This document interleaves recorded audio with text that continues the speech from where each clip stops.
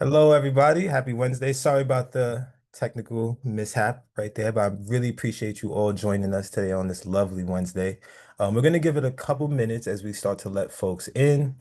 Um, but if you've ever been on a call with me before, you know, one of my favorite things to do is ask people to check in. So if you don't mind, please put in the chat just how you feeling today on the score of 1 to 5. 1 being your phone that's broken, you need to throw you in a bag of rice, or 5, you're having the best day of your life. So we'll give it another minute or so, like I said, and we'll get started. Solid four. I love that. Love a solid four. Mhm. Okay, we'll take that. Listen, that's a persevering 5. That's what I'm hearing. Right. Right. It looks like the waiting room is pretty much clear. All right, let's get this party started, y'all. So for today, as a reminder, this session is being recorded. So the final recording and slide deck will be sent to you all via email afterwards. And as we go through the presentation, we will always have moments for Q&A after speakers are speaking. But if there's a question that you have, feel free to put in the chat, or if you want to just speak up, use the raise hand function, and we'll be more than happy to allow you to jump in. So for our session today. We got some updates first from the U.S. Chamber Foundation, and then we're going to tell you a little bit about this amazing digital transformation workshop that we've got coming up. We're accepting applications for that right now. We have Shanique Street from the U.S. Chamber Foundation, who's going to tell you all a little bit about a program we're doing with Google to get some small businesses trained in AI. And then we have amazing two guests coming from our partners at Future Fit AI to talk to you later on. They're going to lead you through a great group activity. And then afterwards, we're going to just give you a few more updates. We're going to hear from you all in the NLN, what's going on in your world. And then we will go from there. So with that being said, before I jump right in, any questions, comments, concerns, anything like that before we go? I won't do the full 7 seconds like a TPM Academy, but I'll give it a little pause.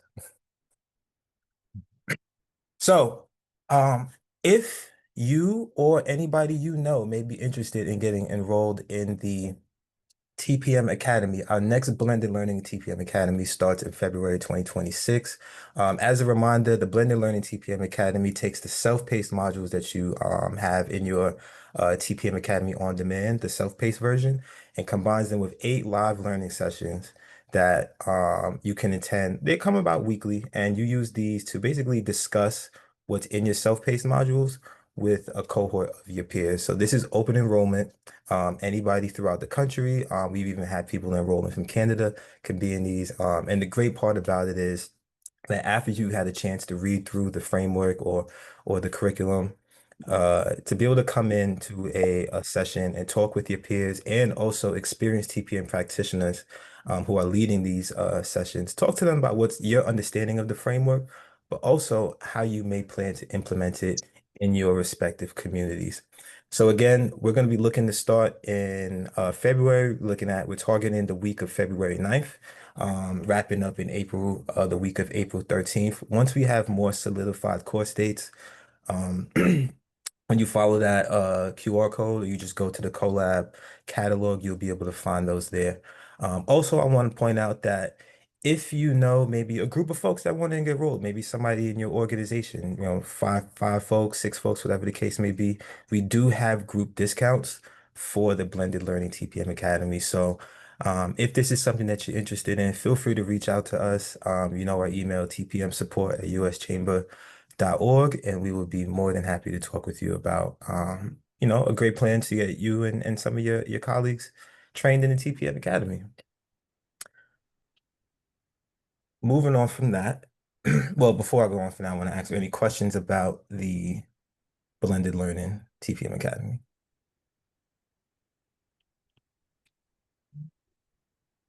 All right. So, as I said before, we are currently hosting applications for the digital transformation. On time? Oh, so that was just nice.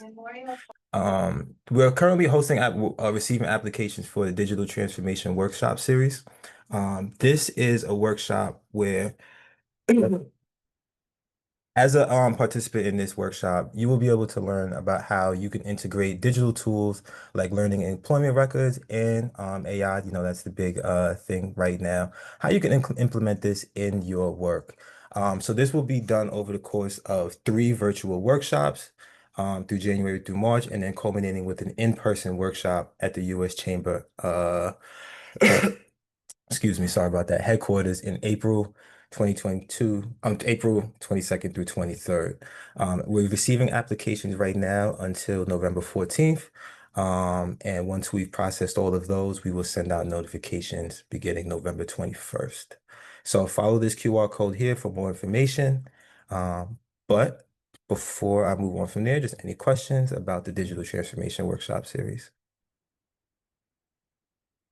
No? See something in the chat. Sorry. Jamie, did you want to add anything to that?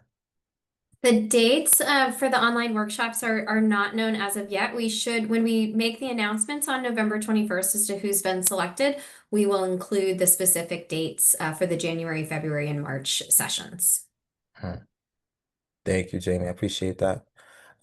So moving on from that, like I told you before, we have our special guest, one of our special guests, Shanique Street from the U.S. Chamber Foundation.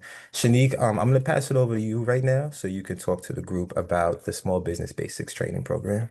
Wonderful. Thank you, Michael. And good afternoon, everyone. And thank you for joining us today. My name is Shanique Street, and I am the Executive Director of Community Resilience here at the U.S. Chamber of Commerce Foundation. So at the heart of the Chamber Foundation's mission is our unwavering commitment to small businesses and the local communities that they serve. In early October, the Chamber of Commerce Foundation and the U.S. Chamber of Commerce, with support from Google, launched the Small Business Basics program. And as you can see, it's basics with the AI at the start of the word. So the initiative aims to empower 40,000 small businesses over the next 3 years to harness the power of artificial intelligence. The Chamber Foundation will take the lead on delivering the in-person trainings to small business owners in partnership with state and local chambers. And the Chamber of Commerce will deliver online trainings. So collectively, we'll work to train small businesses on the use of AI to further develop their business operations and efficiency, and to help facilitate their overall contributions to their respective communities. So the role of the implementation partner. To accomplish the goal of delivering these in-person trainings over the next 3 years, our partnership with state and local chambers will be the most important. The goal for in-person trainings is 10,000 small businesses, and for the online, it's 30,000. So just to give you a better understanding of the numbers of the goals and the metrics we're trying to hit and the reach that we're trying to have. So as I said, we will collaborate with state and local chambers to implement the Small Business Basics program. And for the chamber partners who will join us, the expectation is that we'll collaborate for you to host in-person AI training workshops for small businesses in your community. You'll have access to our curriculum and the digital learning hub. And you'll also receive funding to help support your efforts to facilitate these trainings. I think it's also important for us to share that we're hoping to follow a train the trainer model, where you'll identify a staff member who can continue trainings in the second and third year. In the first year, we are working with a partner who has developed the curriculum, and they'll provide trainers to travel to your respective chambers to do the trainings. Larger chambers, we have an expectation that you will implement 2 to 3 trainings per year. And then for smaller chambers, it's a more flexible process, I should say. We'll also provide a communications toolkit to help in promoting the program in your network, and encouraging you to work with partners to get the word out, because certainly we don't want to limit this great opportunity just to chamber members, but also the larger community of small business owners. So in terms of next steps, I think we have the email address included where you can reach us, and that's foundation@uschamber.com to schedule a meeting to discuss the program and potential partnership. Also wanted to share that we are developing an application or intake form just to collect helpful information based on our conversations, your interest, and the different capabilities of your chamber and community. So thank you for your time. That is my overview. And of course, if you have any questions, certainly welcome those. I'll turn it over to Michael.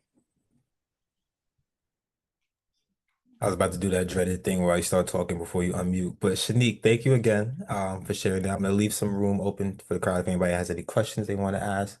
Obviously, that email is in the chat. You're more than welcome to direct your questions there. But if you have a quick question you want to ask to Shanique, more than welcome to share.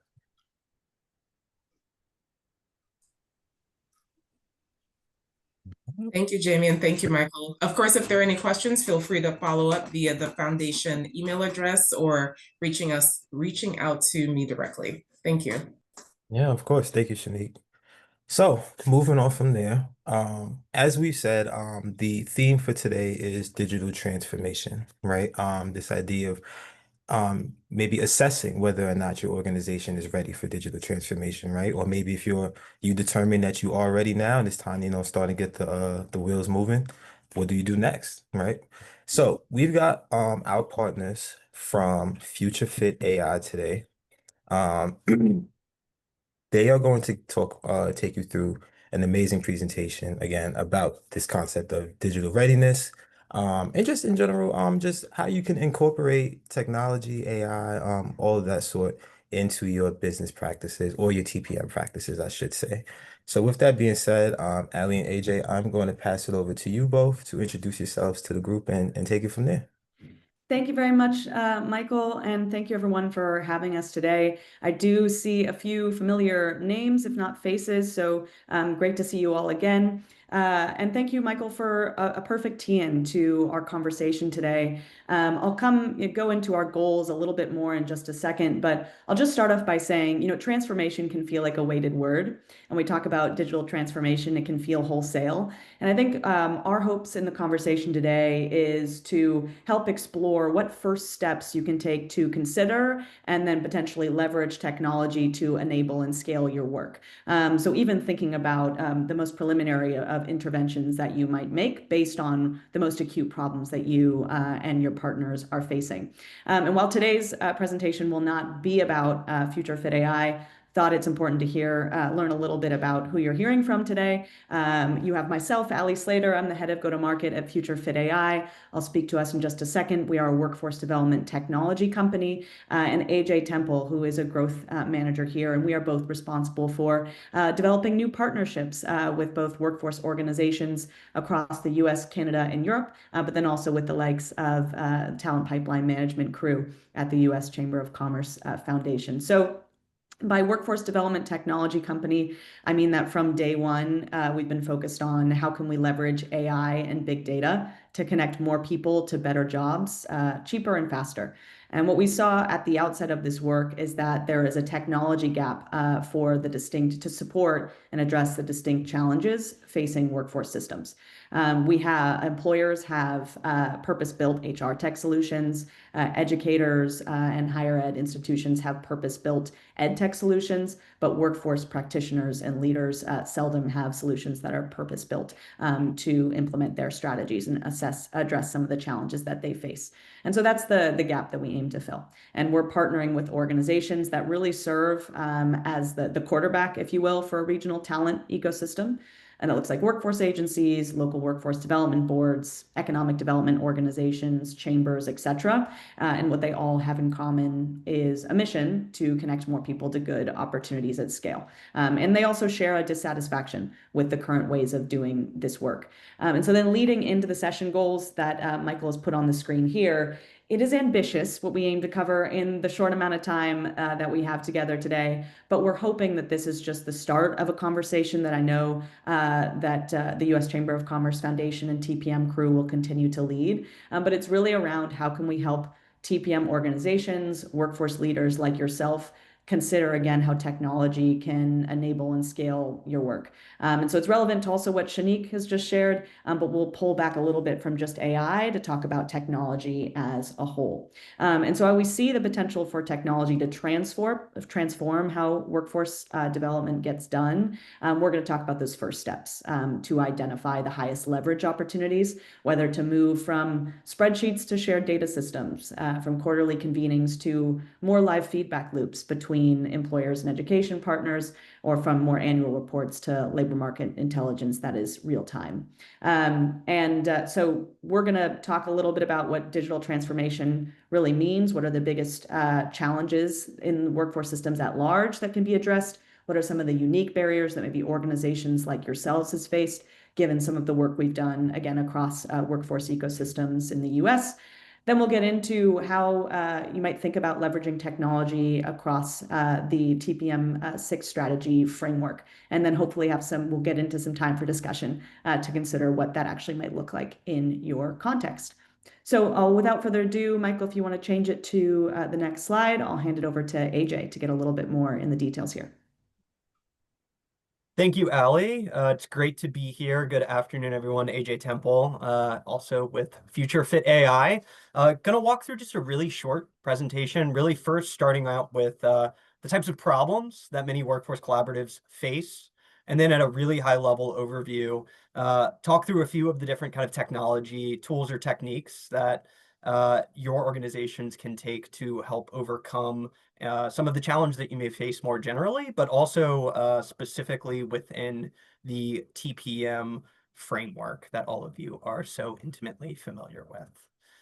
We'll start out first, though, really at a high level. Far too often we see that workforce development is really often a story of misconnections at scale for job seekers, employers, and workforce training organizations, whether that be intermediaries or training providers or community-based organizations that provide valuable wraparound supports for adults.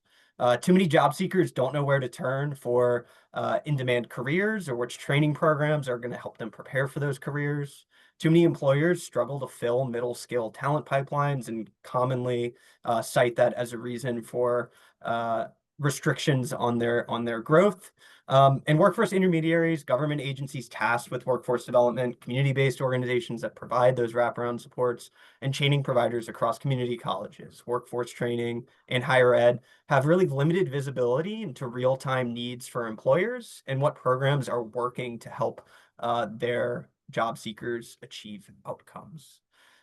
Really what we see is public and private programs that are addressing workforce issues suffer from fragmentation, as well as legacy technology that is not keeping up with the current rate of change that many of these organizations are responsible for responding to. So that looks like struggling to connect all partners, enabling shared public infrastructure for intake and outcomes, and then also really being able to unlock scalable outcomes without increasing overhead or headcount at many of your organizations.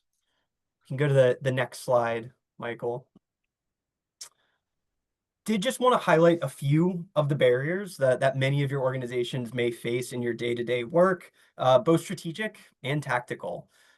Commonly, we see data silos and limited access across organizations. Many of these partners have their own HR tech systems, maybe student information systems. Employers have their own talent acquisition systems, and far too often, many of those tools are not actually speaking to each other in a way that facilitates scaled talent pipelines.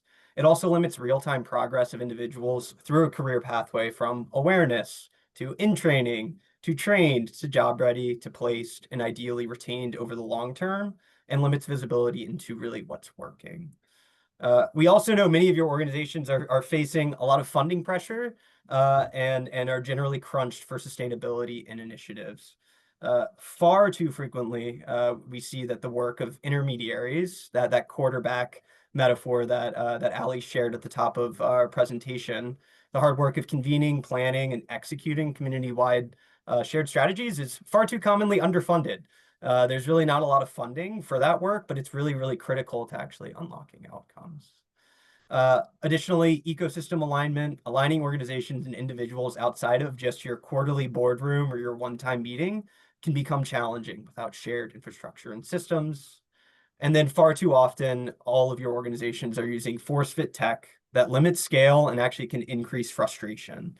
TPM leaders are forced to use technology that isn't necessarily built for your work as a workforce intermediary, with a lot of data and important information living in spreadsheets, inboxes, or individual conversations. And we'll jump just to the next slide here. Yeah, that's perfect.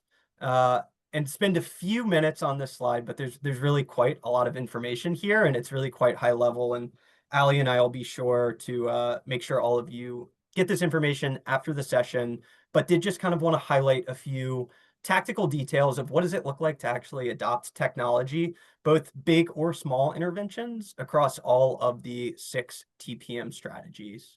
So I'll talk through each of these at a high level, and we'll engage in conversation immediately after this in small groups, as well as a larger group around potential ideas for adopting technology for each of these strategies. Additionally, so we have in the middle there where tech can help. We also know tech isn't going to be able to help in all cases. There's a lot of human and relationship-driven work that your organizations are doing that can't necessarily be scaled by technology alone or solved by technology alone.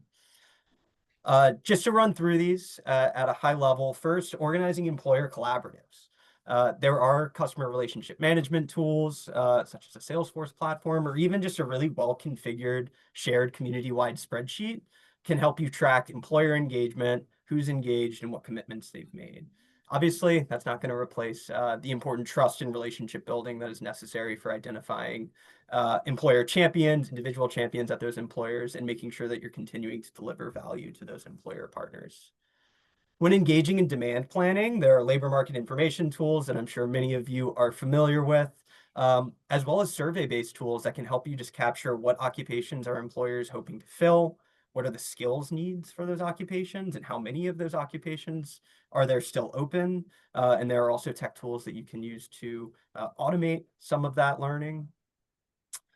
In terms of communicating competency and credential requirements, a lot of those LMI tools also help you break down the skills that a training program may impasse on an individual, what types of skills are tied to a particular credential program, and also better understand what sorts of skills are necessary for a occupation. For analyzing talent flows, you can build a shared community-wide inventory of where talent is coming from, whether that be through an asset map of community-based organizations, training providers, centers of mass of where job seekers are collating, and where their starting point is today. On building talent supply chains, there are purpose-built, community-shared career navigation platforms that can help connect job seekers, training providers, and employers to reduce friction for management and also set the foundations for scale beyond managing just dozens of job seekers through a talent pipeline to hundreds to thousands.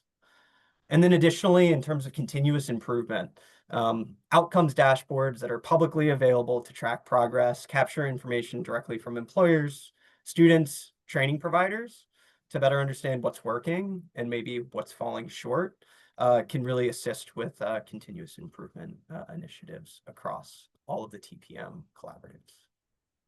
We'll go to the next slide, and I'll turn it over to Ali to talk through one of our current partners, Talent First, their technology adoption strategy, where they started, the journey that they went on, and how that impacted their work.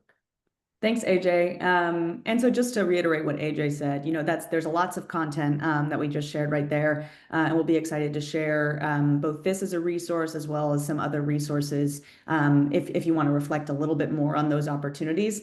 I think then, we always, in conversations with partners, we want to help make this as tangible as possible. So what are some of the ways that organizations like yourself have considered those opportunities, identified and started really by identifying the most acute challenges in their context, and then where that technology has, they have an opportunity for it to intervene and help them address them. So with that in mind, Talent First, as AJ mentioned, is a partner of ours. They are an alliance of CEOs in West Michigan, and they're focused on regional talent challenges. Some of you may be familiar actually with their team. West Michigan is really a hotbed for workforce innovation. And earlier this year, we partnered partnered with them to launch My Career Compass. And that's a talent marketplace for the region that's focused on skills-based pathways into high demand sectors. A few of those are listed on the screen: healthcare, retail, and manufacturing.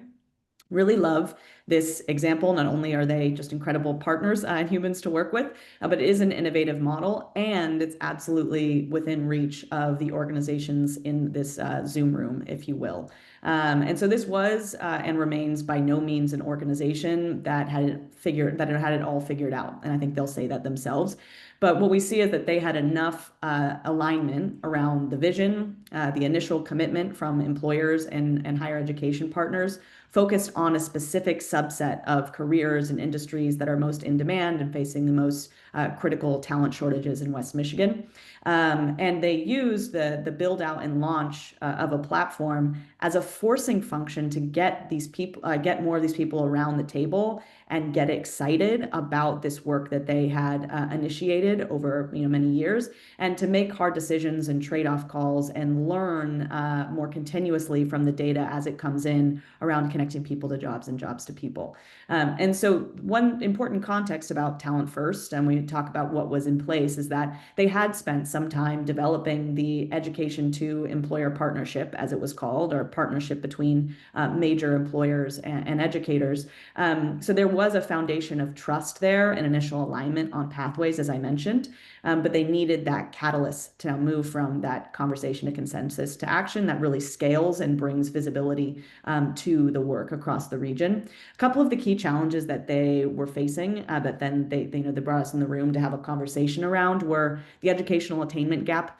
So connecting more individuals to high potential and more kind of high quality programs and credentialing programs, critical talent shortages across the most in-demand industries, and that also have some transferability between them. So employers wanted to see how they could help individuals navigate that landscape of opportunity. And then also coordination and visibility among community-based organizations, public workforce systems. So how do we ensure that individuals are getting the most appropriate supports and we're able to direct them to the most relevant organization based on what barriers they may be facing. And so then the opportunities for technology that they identified were, well, what if we had a technology system or tool that could provide better, more personalized navigation for individuals to training and employment opportunities in the region? And how might we also feature opportunities from our employer partners and make sure that we're directing talent to where there is known declared need, with outcomes tracking, with hiring commitments that were made from those employer partners? Now, what if we also had a system that our community-based organizations could also have access to provide more direct support to individuals with automated referrals as well, based on certain characteristics to the most appropriate partner, as I mentioned. And then finally, having something that also could surface funding opportunities for individuals. And so they really had a focus on braided funding and being able to surface, whether it's grants, whether it's state funding for individuals in their pursuit of training and employment. And now that is up and live in the region, you see some of the impact summary on the right of when it was launched and how many individuals have been registered. They do have more employers, more education providers, higher ed, community colleges, credentialing programs, as well as community-based organizations lining up to get involved because they see the value in having access to whether a talent pool to connect to or candidates to connect to training, talent to consider for their open roles. They see the value in having that marketplace that is more targeted and more contextualized to the region. And one thing I'd say just in our relationship with Talent First is we were, thought partners at every step in that journey. I think that goes back to what AJ mentioned around so much of this work being human and relationship driven. So it's not something where you come in, drag and drop technology and it solves all of the problems. It continues to be a conversation around, okay, today, where are the most acute problems and where has technology been able to address, where hasn't been? And so what are the programmatic complements to the way the product has been leveraged? And again, one thing I'll mention is this is one kind of more broad sweeping application, but want to be sure to note that there are also places where just targeted interventions make sense, and why I wanted to share, on the previous slide, where some of those might be depending on your organization. What we do also want to leave as a takeaway here before we go into the discussion, because we want to make sure we have some time there, is we do believe that it's important to have key foundations in place, and only your organization will be able to really identify when you've met that threshold. But also, we don't see it as being necessary or even advised that that you wait until you feel like you have it all figured out before getting started, because sometimes I think we underestimate how ready we may be to leverage other tooling technology in our work, and in a time when there is more, the pace of change is accelerating faster than ever. So there's some kind of readiness sweet spot, but it is obviously organization and context specific. If you want to go to the next slide, Michael, really our goal today was to move to discussion as fast as possible while providing a little bit of context to help facilitate it. And so now that we've shared a bit about barriers, about opportunities, and that singular case study, we'll want to turn the conversation back to you all, go into breakout rooms, and you'll have 6 to 8 minutes to, and maybe a little bit more depending on timing, to talk through the discussion questions listed here. And so you see part of what we're trying to lead with is, where are you seeing kind of momentum, some success in your region as you've launched or considering launching the TPM framework? Where do you still feel a lot of friction? Where are pain points that are most acute for your organization, for your partners? And maybe there you have an inkling already that technology, based on what we just shared, may be able to help address those acute pain points in some way. One of the things we also seeing being really important is having champions in your network that may be able to help you think through, evaluate those challenges and opportunities for technology. We ultimately see it being important to have kind of a coalition that is built around technology enablement. And that stakeholder buy-in being absolutely critical for the longevity of any project. So just considering who those players might be. And then would encourage you to think about, the art of the possible. How might we, in the next 3 to 6 months, consider intervening with technology or adoption of technology? And one thing I'd encourage kind of in these conversations is to kind of keep in mind where tech can and might not be the most appropriate response. And I'm sure you have more instincts around this than we do, given what context you have on the ground. So less of an assessment in this conversation and more just a conversation around where your momentum is, where the challenges are, and starting to get into technology as a tool to address them. Then we'll come back and we'll discuss lightly. So if someone is able to capture a few of the things that are shared in your breakout rooms, that'd be greatly appreciated. So we can have a bit of a chat when you come back. I'll pause to see if there are any questions. I'll take a look at the chat to see if there's anything before we jump into the breakout rooms.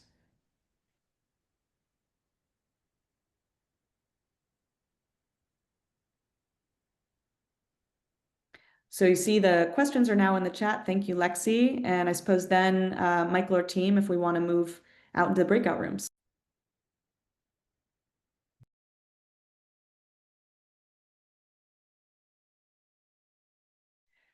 So I think we'll bring it back in.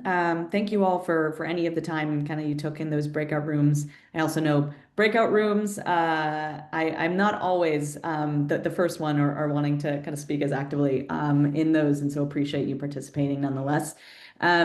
So maybe I'll start off. I mean, AJ, I'll look to your group. Would love to hear any major takeaways that came through.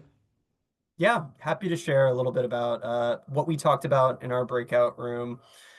First, primarily, is what is the role of technology in collating and understanding employer demand, right? And how can we use shared technology, ideally some sort of shared repository of open occupations, the skills associated with those occupations, and actually increase alignment across all of the TPM members, training programs, and employers in a live, ideally regularly updated repository, hopefully to minimize requests of employers and increase and grow community alignment and understanding of, what are the jobs to be filled here?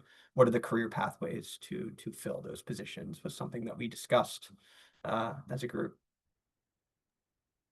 Thanks, AJ. And I'll share a couple from our group as well, and then would want to open it up to see if there's any other kind of reflections that you'd love sharing. And of course, also if there's any kind of questions or even feedback to the conversation today, thoughts that you have after the presentation, AJ and I are here and would love to chat with any of you about what you're seeing and reflecting on. So I'd say two, and thanks to our group and also Tiffany for sharing. I'd say number one is, with any tool or tech that you introduce, particularly when you're engaging the likes of employers, how do you make it as easy as possible for them to access and engage the system? Recognizing that their participation and leadership is absolutely critical in this work.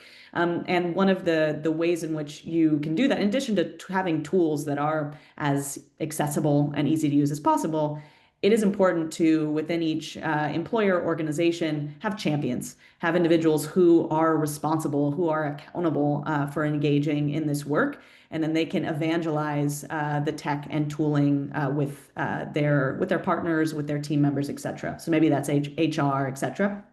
And then the other is just the importance of change management. And so I think, we all hope that we bring in any kind of tech or tool and that it starts to address all of our problems. It should. Hopefully it's addressing the primary problems you've set out, but there is some process and programmatic elements that need to be built around it. And so sometimes we see that technology, tooling, systems, they live or die by some of this repeatable motions. And so what does it look like to bring those playbooks to bear? And hopefully having support also from whoever you've partnered with in that change management process. So those are a few from our group. And maybe we'll just pause again. We'll leave the healthy professor pause to see if there's any contributions, and then hand it back in any case to the TPM team to take us out from here.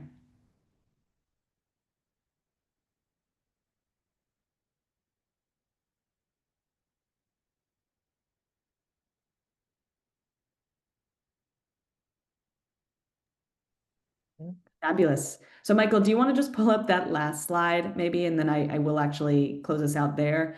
I think what we just want to leave folks with are a couple of those prompting questions.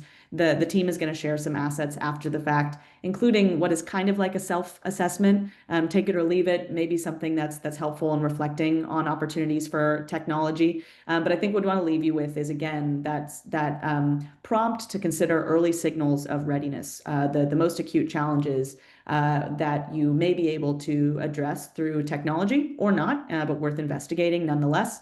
And really trying to kind of push yourselves and partners towards a recognition that you may be ready. And so what would need to be true to activate on that technology-enabled strategy. And so there are a couple of prompts there. We talked about existing strengths, biggest friction, champions that you can engage in this work, and what is that one small step that you can take, even if it's not directly implementing technology, but just having a conversation with your partners, particularly in a moment where there's new tech and tooling to support your work every day. And also just the space of different providers who can support you is also growing. So we'll leave you with that. Really appreciate everybody, your time engaging. There'll be some resources that we'll share after the fact. Again, I'm Allie, that's AJ. Hopefully you have our contact information as well. And we're always here to have a conversation with you all. That's our favorite thing to do. So back over to Michael and the team to close us out. Ali, AJ, thank you again for an amazing presentation. Rest of the group on the call, if you wouldn't mind, just giving them a little virtual clap, however you want to, thanking them for their time.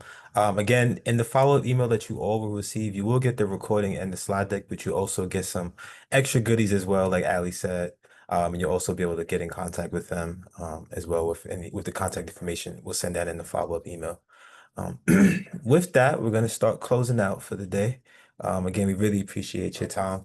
So, looking ahead, we have a few opportunities for y'all to continue to engage with us. So, as I said before, we have our Blended Learning TPM Academy starting in February 2026. You got the QR code right there if you want to get any more information about it. As a reminder, again, course dates have not been solidified yet, but we do have the general weeks that we do plan to have facilitation. So if there's anybody in your network that may be interested in enrolling, please send that over to them. Or maybe they want a different option, maybe something a little bit more self-paced, so then they can start whenever they want and finish at a pace that works for them. Maybe consider the on-demand option. So you have links right there. When you get the slide deck, you'll be able to share with anybody you like. Again, we also have the digital transformation cohort. We are currently accepting applications for that until November 14th. And lastly, the public policy specialty course, we launched that earlier this year. Enrollment is still open. So if you've already completed your TPM Academy, you received your TPM Supply Chain Manager badge, and you want to take the next step in your TPM learning and implementation, check out that course. It might work out well for you. With that, I'm going to pause there again one more time. Just any questions about anything we've shared before I open the floor up to you all for anything that you want to share with us or you want to share with the broader NLN.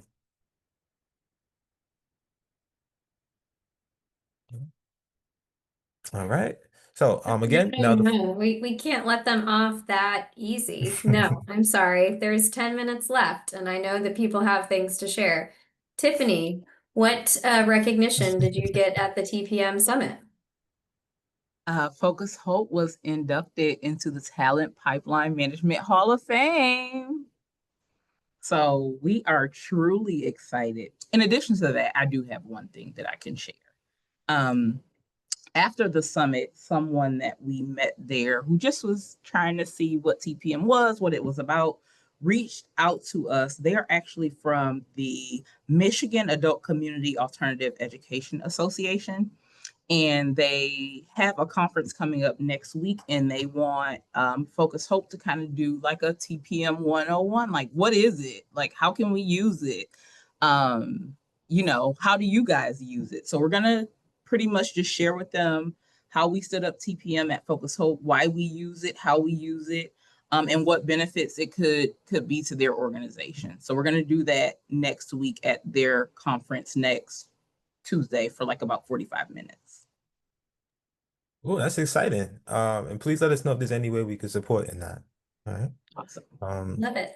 I've got more. Sorry, I'm gonna keep going. Jesse, could you please introduce yourself and tell folks what you're doing next week with your group, your Employer Collaborative Project group. Jesse finished off their TPM Academy training earlier this summer, and we're really excited for folks from their area to take some next steps. Sure. So I'm Jessie Vernon. I'm the Director of Employer Engagement and Experiential Learning at the Institute in Danville. And so we did a Southern Virginia cohort with some workforce and economic development stakeholders, but also some employer partners as a part of our TPM Academy over the last year or so. And it's a part of a grant. And so on the 18th, we're holding a Future Summit in South Boston, Virginia. So if you're in the North Carolina or Virginia area and would like to join us, we'd love to have you. But as a part of that event, we'll be giving kind of an overview of the TPM Academy, and then one of our groups will be doing their presentation from the TPM Academy to kind of highlight that process and some of the results that came out of that event. We had a pretty engaged group of manufacturers from one of our localities that took part in that academy. And then we'll also be sharing some, Chimura did a living wage and job availability study for Southern Virginia. So we'll be updating those numbers, which hadn't been updated for our specific region since about 2017. And then we have a keynote talking about AI's impact on business. So. Nice. And I just want to publicly thank Yvonne for serving as a mentor for the TPM Academy of Colorado, and congrats to our Colorado colleagues who just completed their training. And I'd also love to give a shout out to Leah Nord, who's on today's call, because since our last TPM webinar, we officially launched the TPM Academy of Alberta in Canada, which is our first international TPM Academy, and we would truly not be in this place without Leah's continued advocacy and championship. So just a huge thanks to you, Leah. We have already gotten interest from other provinces across the country to bring TPM, and we actually have some TPM activity taking place in Newfoundland. So it's really exciting to see the expansion across the country of Canada. But thank you, Leah. You've been instrumental in making that happen. So I would have to say that I could probably think of something that each of you should be celebrating in terms of the great work that you're doing. But I know people also appreciate a couple of minutes. So I will stop forcing you into the spotlight, but just remember, think back to strategy 5. And the importance of communicating your successes, not just in your local regions, but also with your colleagues across the TPM National Learning Network, because you guys are all stars and you need to pat yourselves on the backs as frequently as possible, or let us do it for you. But we don't always know everything that is going on, the things to celebrate. So never hesitate to drop us a line and let us know how we can lift up your great work. But just a continued gratitude as we enter into the season of gratitude for you all and your leadership in your communities. Great, Jamie. Thank you. Please, and some of you probably heard me say this to you individually. If you've got anything going on, you're having a win, small win, big win, whatever the case may be, please communicate that to us. We love to put it on newsletters, create partner profiles, case studies, whatever the case may be.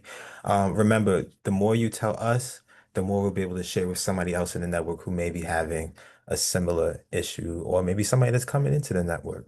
You know? So with that, one last time, I'm going to give it about 5 seconds. Anybody have anything else they want to say? Oh, all right. Well, as a great American poet and businessman named Sean Carter once said, you could be anywhere in the world, but you're here with me, and we appreciate that. Have a good one, y'all. Thank you.